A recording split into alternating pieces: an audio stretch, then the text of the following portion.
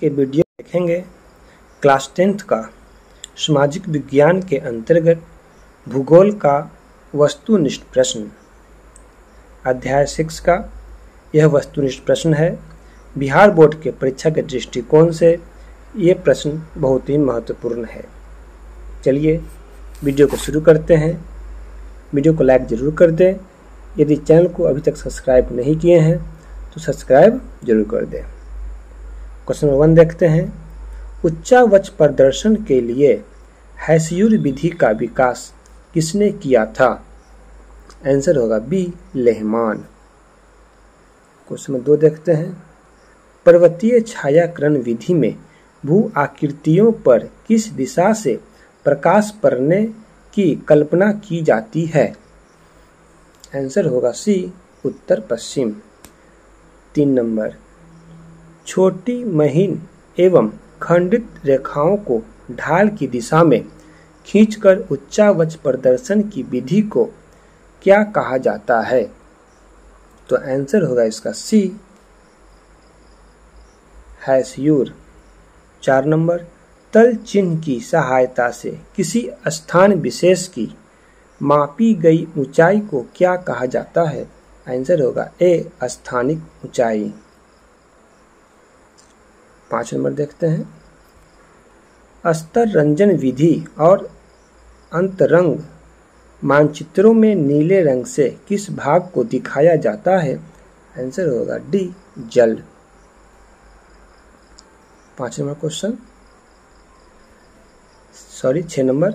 जब समोच्च रेखाएं सकेंद्रीय वृत्ताकार हो जिनके बीच की वृत्तीय रेखा अधिक ऊंचाई प्रदर्शित करती हो तो इससे किस प्रकार की भू आकृति का अनुमान लगाया जाता है? आंसर होगा ए, पहाड़। 7 नंबर। यदि समोच्च रेखाएं एक दूसरे से बहुत अधिक दूरी पर खींची गई हो तो इनमें किस प्रकार की भू आकृति का प्रदर्शन होता है? तो 7 का हमारा आंसर होगा ए, धीमी ढाल। 8 नंबर। यदि भूमि की ढाल को छोटी मोटी और सटी हुई रेखाओं से प्रदर्शित किया गया हो तो इसे क्या कहा जाता है? 8 का आंसर होगा बी, हेसियूर। 9 नंबर। यदि समोच्च रेखाओं द्वारा किसी नदी को प्रदर्शित करने में 2 या 2 से अधिक रेखाएं एक ही बिंदु पर मिलती दिखाई गई हो तो उस स्थान पर जिस प्रकार की भू आकृति का अनुमान लगाया जाता है? इसका आंसर होगा सी, जलप्रपात। 10 नंबर। हेसियूर विधि में उच्चावच निरूपण से संबंधित नहीं है।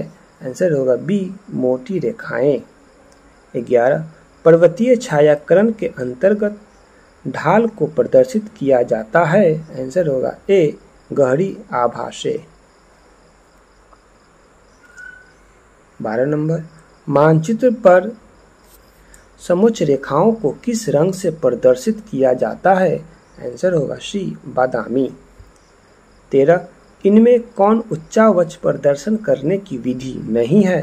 आंसर होगा बी, सारणीयकरण। 14।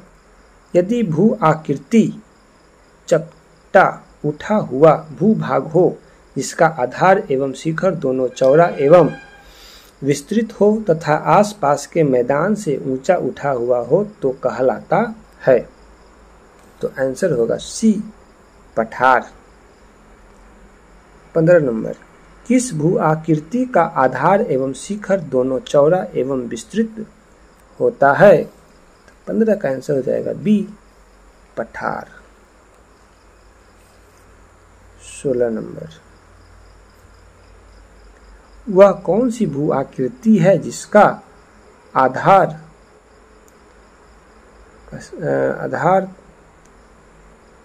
यहाँ पे थोड़ा सा 1 मिनट में बता रहा हूँ।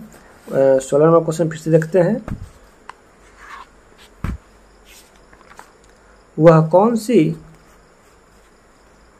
भू आकृति है जिसका आधार काफी चौड़ा तथा शिखर काफी पतला एवं नुकीला होता है।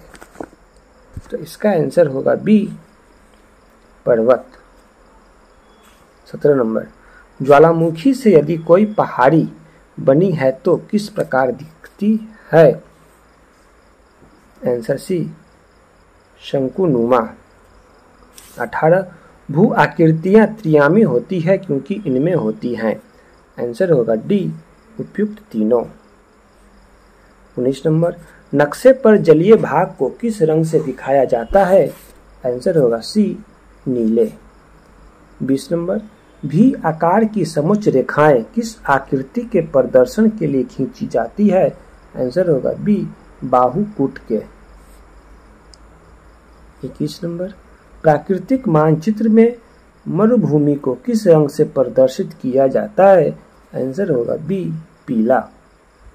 22 नंबर, किस स्थलाकृति को प्रदर्शित करने के लिए कंटूर रेखाओं द्वारा गोल या चौकोर आकृति बनाई जाती है तथा उनके बीच में दूर तक खाली जगह छोड़ी जाती है?